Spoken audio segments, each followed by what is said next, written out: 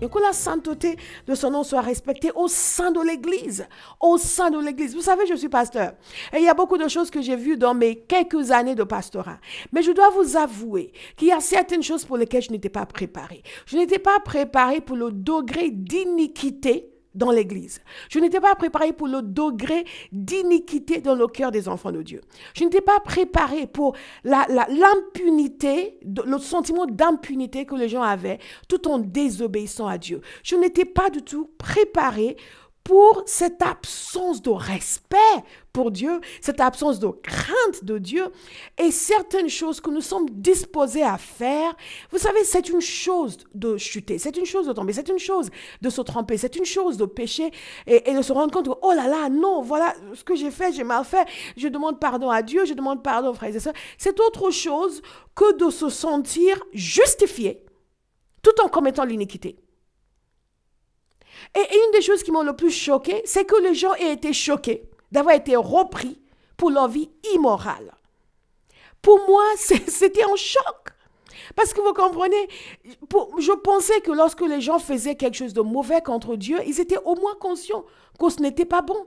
Et s'attendaient à ce qu'un vrai serviteur de Dieu les reprenne. Eh bien, quel ne fut mon choc de voir que non seulement les gens savaient qu'ils faisaient mal, mais ils s'attendaient à ce que le serviteur de Dieu les approuve. Ou du moins, n'ose pas les reprendre. Que Dieu me délivre de la crainte des hommes. Que Dieu me délivre de la peur des hommes. Que Dieu vous délivre de la crainte des hommes. Parce que nous devons avoir la crainte de l'Éternel.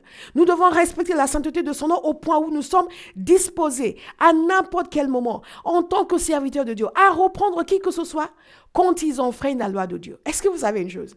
Nous serons jugés.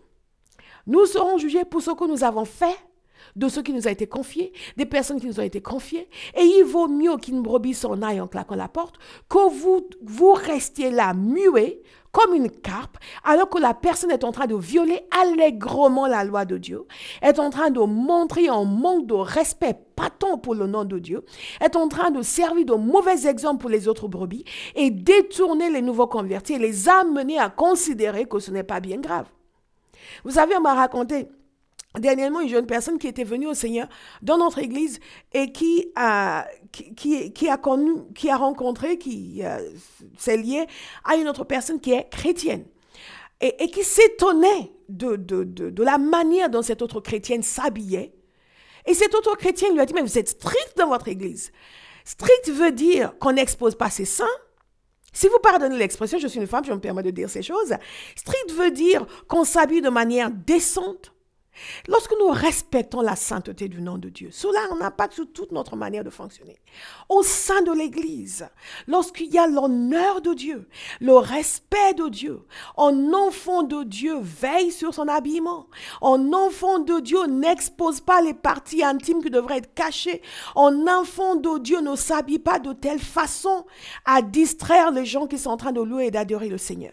Nous sommes entrés dans une ère où la sainteté n'existe plus.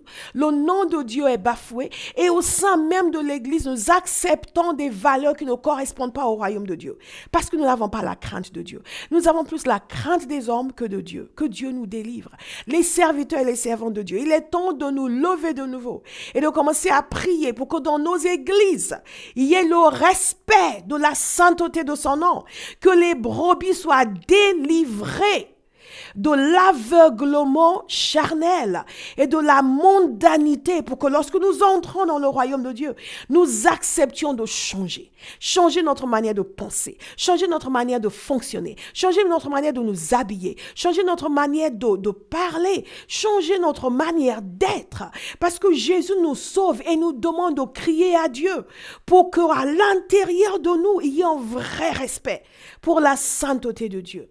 Lorsque les gens qui disent qu'ils sont chrétiens vont se vautrer dans des comportements qui sont contraires à la parole de Dieu et qui ne sentent rien, c'est qu'il n'y a pas de respect pour la sainteté de Dieu. Si c'est votre cas aujourd'hui, je vous dis ceci, repentez-vous.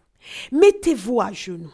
Commencez à crier à Dieu. Dites-lui, Seigneur, agis à l'intérieur de moi pour qu'il y ait le respect pour la sainteté de ton nom. Il n'est pas question que je dise que je t'appartiens alors que je suis au sein de l'église en étant un mauvais exemple pour les autres.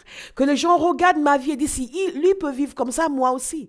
Seigneur, délivre-moi de l'emprisonnement satanique qui fait en sorte que je ne ressens aucun remords lorsque je fais des choses qui sont contraires à ton cœur, lorsque je fais des choses qui ne respectent pas ta sainteté. Priez cela pour vous-même. Toute cette semaine, n'arrêtez pas de prier. C'est Seigneur, agis en moi. Agis dans mon église.